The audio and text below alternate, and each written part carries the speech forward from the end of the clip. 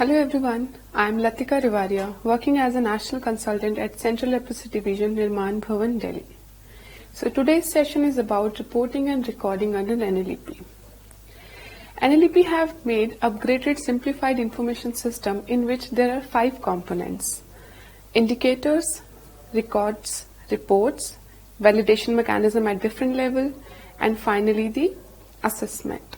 So these are the few essential indicators which are calculated annually. First is the annual new case detection rate, which is calculated per 1 lakh population. Second is rate of new cases with grade 2 disability per 1 lakh population. Third is treatment completion rate for PB and MB cases.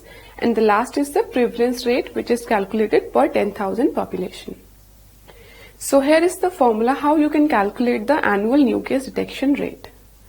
For that you have to summarize the total new case detected in a one financial year.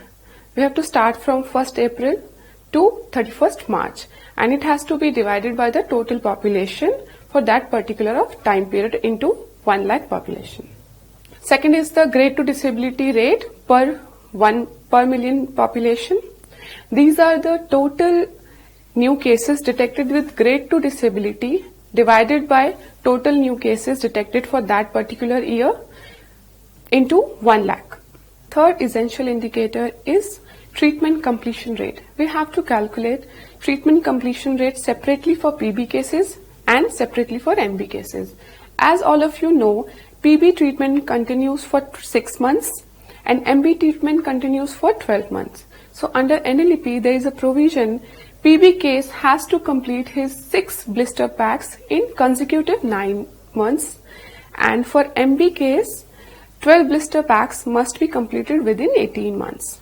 So for calculating the TCR, treatment completion rate for PB case, you have to summarize all the PB cases who have completed their treatment in 9 months divided by total PB cases started their treatment in that particular time.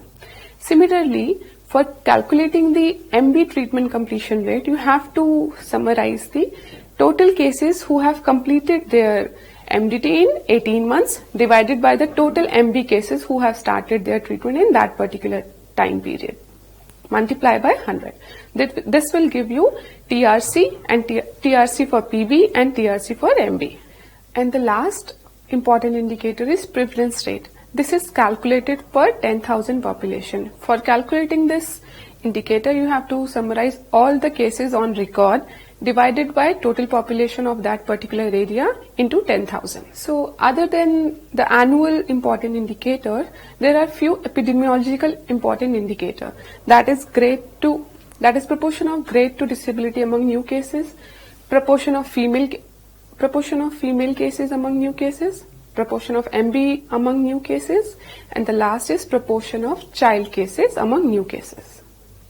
So for calculating the proportion of grade 2 disability cases among new cases, you have to sum up the number of grade 2 disability cases detected in a year divided by total new cases detected in a year, multiply by 100. Now proportion of female cases among new cases, number of total female cases divided by total number of newly detected cases, multiply by 100. Third is proportion of multibacility among new cases. For that you have to summarize all the number of MB cases divided by total new case detected into 100. Eighth important indicator is proportion of child among new cases. For calculating this indicator, you have to sum up the child leprosy cases divided by total number of newly detected cases into 100. Ninth indicator is child rate per 1 lakh population. Number of child cases detected in a year divided by population of that particular area into 1 lakh. And the 10th important indicator is scheduled caste cases detected. That is total number of scheduled caste cases detected newly divided by total number of scheduled caste population in that particular area, multiply by 10,000. To assess the quality of NLEP services, there are 5 important indicators. First is number of cases made RFT, released from treatment, number of relapse cases reported, proportion of cases who develop new disability after starting the MDT, proportion of treatment defaulters, and the last is proportion of correctly diagnosed cases. So now we see the information flow, how a patient comes from community to a public health facility and how records are being captured. This is the flow of record keeping. First, information is being captured at primary health center when patient reaches to the public health facility. This is the ULF1, Unified Leprosy Format 1. This is a patient registration card in which all the important information is filled by a medical officer. Second is the treatment register, ULF2. It is get filled when patient is confirmed and MDT has started. Third is the MDT stock register. It is maintained by pharmacist. Then fourth is the patient card sensory assessment. Fifth is the disability register. So these are the 5 different levels on which records is being captured. So patient registration card, ULF1, these are the images of patient registration card. This is ULF2, treatment registration for new cases. This is being filled when the MDT starts. This is ULF3, which is being filled by pharmacist for making the MDT drug records. So before starting how you can enter the information on patient registration card, I would like to highlight the cardinal signs of leprosy. There are 3 cardinal signs of leprosy based on which we identify a patient as a case of leprosy. Among the cardinal signs of leprosy, first is the hypopigmented anesthetic patch. Second is the involvement of peripheral nerves. And third is the positive skin slit smear. Based on the cardinal signs, we classify leprosy into 2 for starting the MDT. One is the paucibacillary, another is the multibacillary. Paucibacillary treatment continues for 6 months and multibacillary continues for 12 months. When a patient is having sensory patches from 1 to 5 and no nerve is involved and negative slit skin smear, we classify that patient as a PB case of leprosy. When a patient is presented with more than 5 sensory patches, more than 1 nerve is involved and positive slit skin smear test, then we classify that patient as a MB case of leprosy. These are the images which shows how you can check the sensory impairment among leprosy cases. Based on the sensory assessment, you can fill that information on the patient card in the column sensory assessment. This is how you can check the muscle strength of eyelids. This is the image of leg of thalamus when a patient is unable to close his eye. This is how you can check the power of a little finger to see whether the muscle is integrated or not. This is the thumb up test in which you can see whether the medial nerve is involved or not. This is wrist up test in which you can see the intactness of radial nerve. This is foot up test. In this you can see whether the peripheral nerves of legs are involved or not. These are few quick muscle tests to see the integrity of small muscles of hand and feet. These are the common deformities of hand which you can see among leprosy patients. Partial claw hand, complete claw hand, wrist drop, joint stiffness, shortened digits and mutilation. These are the few keys mentioned on your patient card. From this you can select which type of deformity was present at the time of assessment.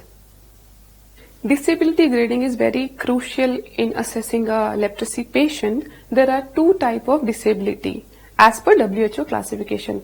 Grade 1, that is for invisible deformities, and grade 2 for visible deformities. So we classify grade 1 deformity for those hands and feet who have only sensory loss. And grade 2 disabilities are classified in which you can see the visible deformities like clawing, ulcers, cracks and scars. This is ULF4 for recording the disability and nerve function. So this is the flow of record keeping. Again, there are 5 levels at PHC where the records are being captured. After recording all the patient information at health facility level, all the information is compiled and monthly progress report are being made. This is the format of monthly progress report at block level. Earlier, the monthly progress report captures the data at state level, but recently Central Epilepsy Division has modified this format and this report is being captured at block level now. So monthly progress report are being generated at block, district and state. This is the format for state and district. Monthly progress report captures the information of current month as well as the cumulative figures starting from the financial year. After monthly progress report, here comes the quarterly and annual reporting formats. These are ULF 8, that is a quarterly reporting format for training. ULF 9 is for quarterly reporting format for IEC. ULF 10 is for quarterly progress report on status of elimination at district level. ULF 11 is for performance assessment at block and district. Finally, ULF 12 is for annual performance assessment at block and district level. Again, I am summarizing. As I mentioned, from ULF 1 to 5, these records are being maintained at PHC level. From ULF 6 to 12, these records are being maintained at block and district level. So here is the format for annual reports, which reaches to Central Epilepsy Division in 3 forms. First is block level reporting, second is district level reporting, and third is the urban locality reporting.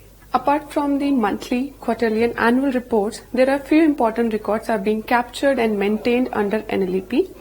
These are prednisolone cards, referral registers, referral slips for health worker as well as for medical officer, and last is the suspect register.